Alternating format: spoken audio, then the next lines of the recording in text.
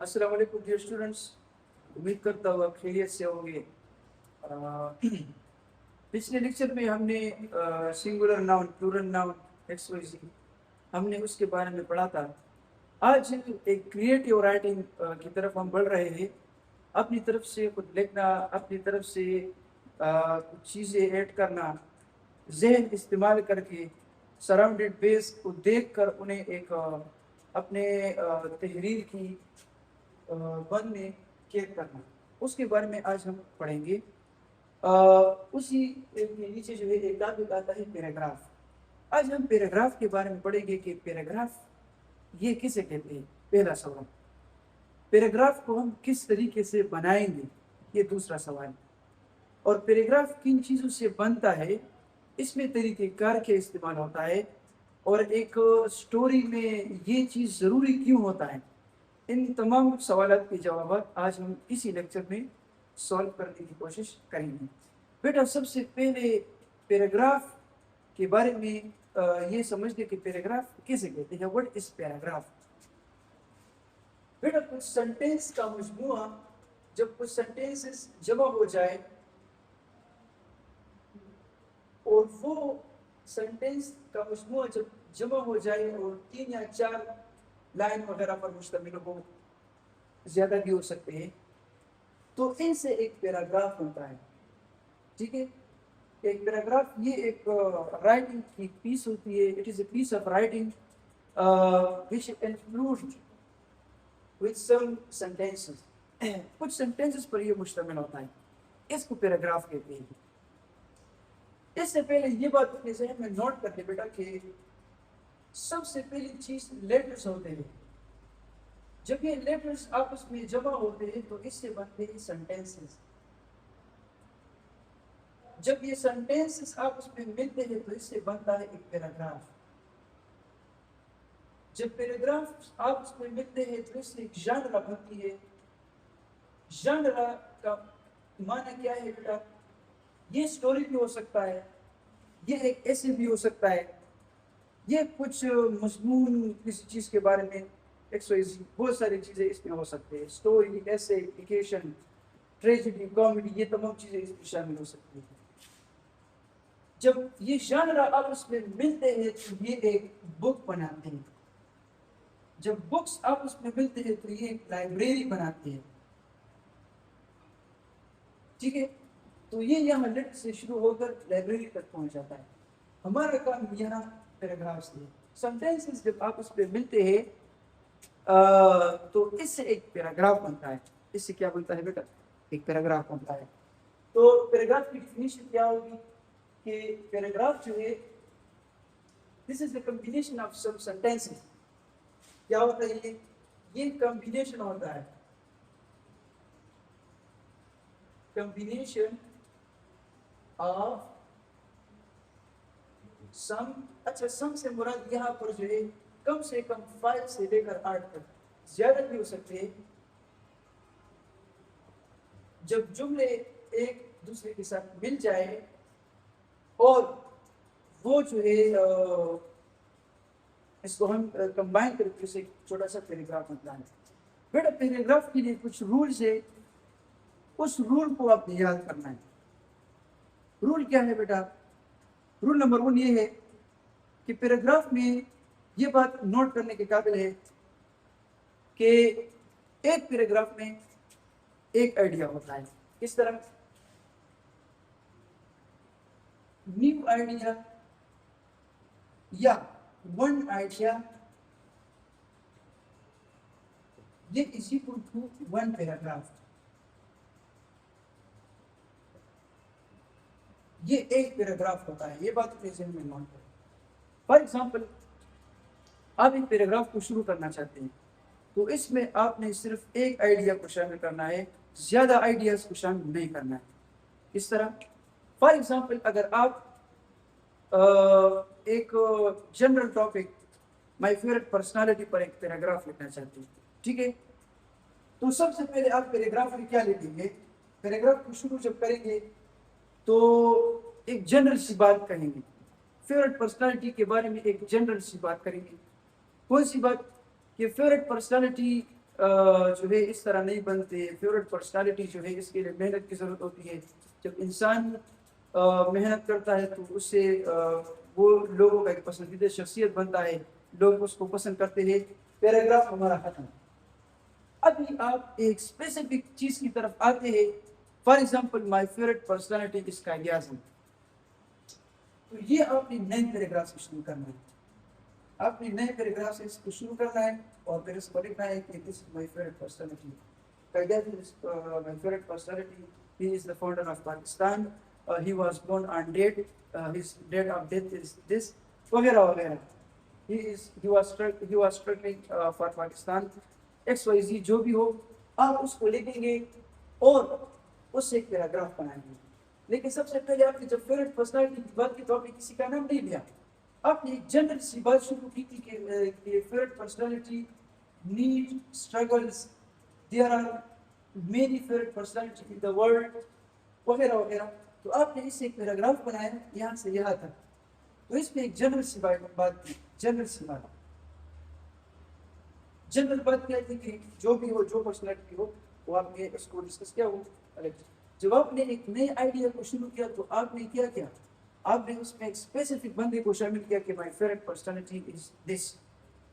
تو دیکھیں اس سے کیا ہوتا ہے بیٹا, اس سے ہوتا ہے ایک پیراگراف آئیڈیا کو یہ شو کرتا ہے کہ ایک پیراگراف پہ ایک آئیڈیا یا ایک پیراگراف میں ایک نئے آئیڈیا کا ہونا یہ ضروری ہوتا ہے. Roll number 1.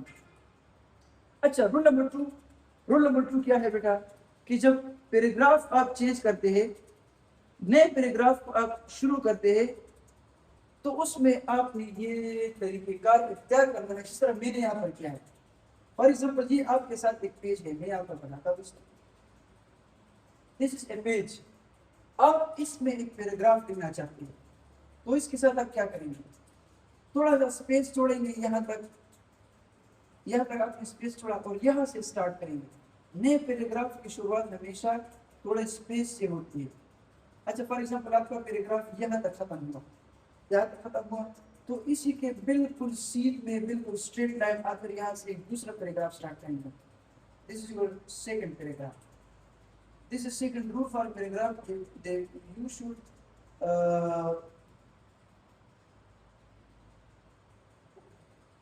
keep some space in the beginning of the paragraph. آپ تھوڑا سا اسپیس رکھیں گے یہاں پر جب نئے پیراگراف کو آپ شروع کریں گے. ٹھیک ہے, یہ رول نمبر 2 ہے. اچھا بیٹا, ابھی ہم ایک پیراگراف کو لکھنے کی طرف آتے ہیں کہ پیراگراف کو ہم کس طرح لکھیں گے. تو یاد رکھیں بیٹا, پیراگراف میں 3 چیزیں ہوتی ہیں. پیراگراف میں کتنی چیزیں ہوتی ہیں؟ ایک پیراگراف جو ہے وہ 3 چیزوں پر مشتمل ہوتا ہے. سب سے پہلا جملہ جو ہے اس کو ٹاپک سینٹینس کہتے ہیں. ٹاپک سینٹینس کیسے کہتے ہیں؟ ایسا سینٹینس جو پورے کے پورے پیراگراف پر مشتمل ہو. پورے کے پورے پیراگراف پر کیا مشتمل ہو. اچھا, دوسرا جو ہے وہ سپورٹنگ ڈیٹیل ہوتا ہے. سپورٹنگ ڈیٹیل, آپ نے اس ٹاپک سینٹینس کو جو لکھا ہے اسی کو آپ نے ایکسپلین کرنا ہے. آپ نے فیوریٹ پرسنالٹی کو لکھا ہے تو ابھی اسی کو آپ نے ڈسکس کرنا ہے. اسی کو آپ نے اسی کے بارے میں انہیں ڈیٹیل دینا ہے. ٹھیک ہے, تو اس کو کہتے ہیں سپورٹنگ ڈیٹیلز. اچھا, آخر میں ایک سینٹینس ہوتا ہے اس کو کہتے ہیں کلوزنگ سینٹینس. کلوزنگ سینٹینس کیا ہوتی ہے کہ اس میں آپ اس کو کلوز کرتے ہیں, اس کو بند کرتے ہیں. اس کو کیا کرتے ہیں بیٹا, اس کو بند کرتے ہیں. اچھا, سب سے پہلے ٹاپک سینٹینس بڑا والا سینٹینس. یہ سینٹینس پورے کے پورے یونٹ پر, پورے کے پورے پیراگراف پر یہ مشتمل ہوتا ہے. اچھا, فار ایگزامپل آپ نے یہی لے لیں کہ my favourite, there are many favourite personality in the world. یہ آپ کا ایک ٹاپک سینٹینس ہے. سپورٹنگ ڈیٹیلز کیا ہوگی؟ اسی سینٹینس کو آپ نے ڈسکس کرنا ہے, اسی سینٹینس کے بارے میں آپ نے ڈیٹیل دینا ہے, تو اس کو سپورٹنگ ڈیٹیل کہتے ہیں. آپ نے بتایا کہ there are many famous personality in the world. اب اسی کو ڈیٹیل کریں, اسی کو ایکسپلین کریں. فار ایگزامپل کس طرح ایکسپلین کرنا ہے کہ to be a great personality you should need struggle وغیرہ وغیرہ جو بھی ہو سکتا ہے. آپ جو ہے اسی کے متعلق دیکھیں گے. فار ایگزامپل گریٹ پرسنالٹی ہے تو اس کے لیے آپ نے ویل اسٹرگل کرنا چاہیے, اس کے لیے آپ کو مشقتیں اٹھانی چاہیے. اچھا, پرسنالٹی بننے کے لیے انسان کو نالج کی ضرورت ہوتی ہے وغیرہ وغیرہ. اب جو بھی اس کے سپورٹنگ اس کے ڈیٹیل جاتے ہیں وہ آپ نے لکھنا ہے. 3-4 سینٹینس آپ نے لکھ دیے. آخر میں ایک کلوزنگ سینٹینس ہونا چاہیے. کلوزنگ سینٹینس کا مطلب کیا ہے کہ ہمیں یہ جو آپ نے یہ 2 یا 3-4 سینٹینس بتائیں, اس کا ایک نتیجہ لکھیں, ایک ریزلٹ لکھیں کہ گریٹ پرسنالٹی ہے تو فائنلی آپ کو کیا ہوتا ہے. جب آپ ایک گریٹ پرسنالٹی بنتے ہیں تو فائنل ٹرم میں کون سی چیز آپ کے سامنے آتی ہے, تو آپ نے اسی چیز کو نوٹ کرنا ہے. کلوزنگ سینٹینس میں کیا ہوتا ہے کہ ان تمام آئیڈیاز کو کلوز کرنا, اس کو بند کرنا. بیٹا اس کی ایگزامپل بالکل اس طرح لے لیں. آپ نے برگر دیکھا ہوگا, یہ جو اوپر والا بن ہوتا ہے, بن, یہ اس کا ٹاپک سینٹینس ہوتا ہے. اس کے درمیان جو چیزیں ہوتی ہے, پارٹیز ہوتی ہے یا چکن ہوتی ہے یا جو بھی چیز ہوتی ہے, یہ تمام چیزیں جو ہے یہ کیا ہے, یہ سپورٹنگ ڈیٹیل ہے, سپورٹنگ ڈیٹیل ہوتے ہیں. اور جو نیچے والا ون ہوتا ہے وہ کیا ہوتا ہے, یہ کلوزنگ سینٹینس ہوتا ہے, کلوزنگ سینٹینس. ٹھیک ہے, تو ایک پیراگراف ان 3 چیزوں کا ہونا ضروری ہے. اگر آپ اس پہ ایک چیز کو اسکپ کر لیں تو پھر ہم اس کو کمپلیٹ برگر نہیں کہہ سکتے.